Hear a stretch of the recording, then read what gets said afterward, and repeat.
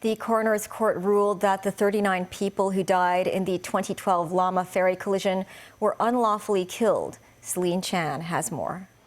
The death inquest into the disaster began last May.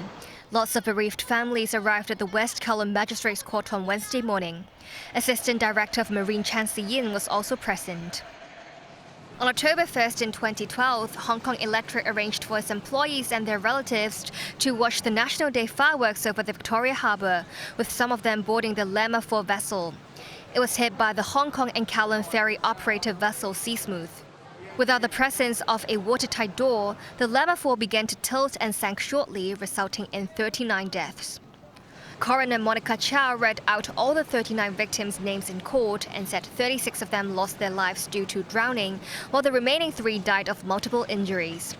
The skipper of Seasmooth and Lamma 4 were convicted of manslaughter and endangering others' safety at sea respectively.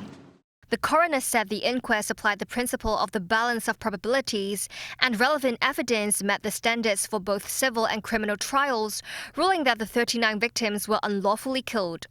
6 key issues were being looked into during the inquest, including the Lamma 4's lack of a watertight door. The coroner said some comments coming from the experts were based on the assumption that removing the watertight door was wrong. Regulations at the time did not request vessels navigating in designated waters like the Lamma 4 to be equipped with a watertight door. As such, the vessel's design was in compliance with the regulatory requirements at the time, and it should not be considered a faulty design simply because a large-scale accident occurred later. The coroner has pointed out it has been confirmed by the designer of the Lamma 4 that the omission of the watertight door was a design decision made by the team collectively, based on the principle that even one of the compartments was flooded, the vessel would still maintain buoyancy.